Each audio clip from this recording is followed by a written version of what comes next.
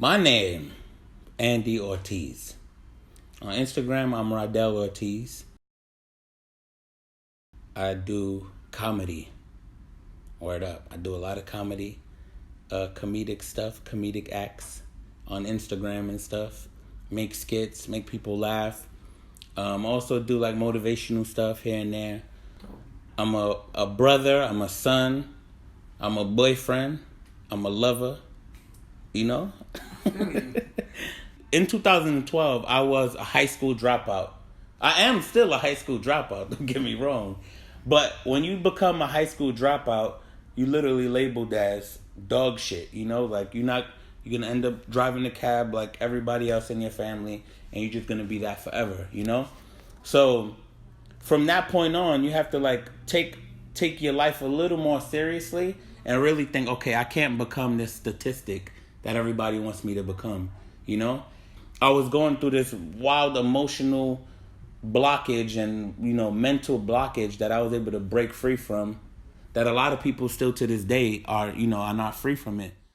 It was scary to me, to think that somebody like me that's always loving and happy and smiling in everybody's faces could be depressed.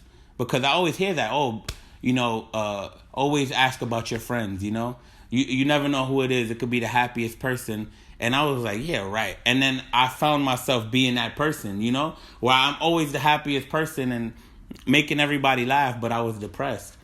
And it's because I was in a place in my life where I cared too much about what people thought about me. Literally, that was it. Every single move I made, I was thinking, what's this person going to think? Especially with social media. Damn, I can't post this. Somebody's going to think I'm corny.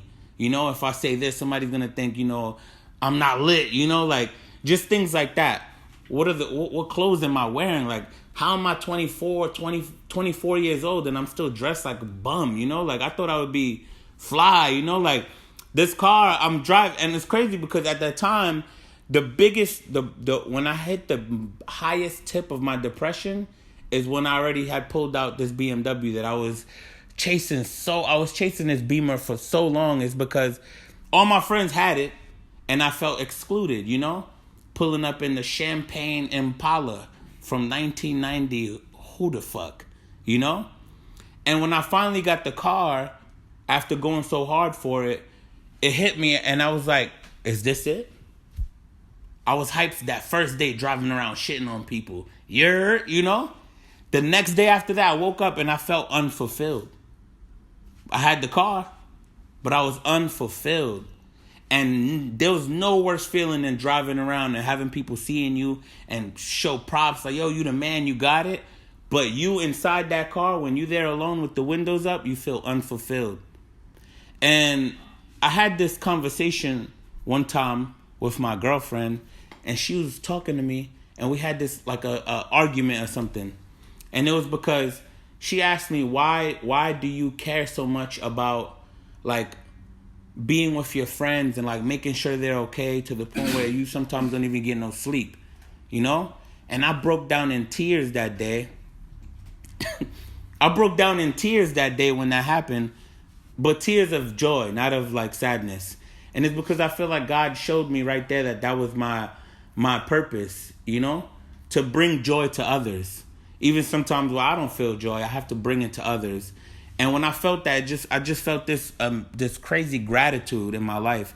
And that's one word that I can use to describe what broke me free of my depression is gratitude.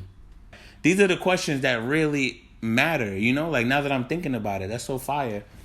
And once you get to that point, you could, if you have this gratitude that I'm talking about, it's definitely it's gonna make you feel a lot better and live a lot better.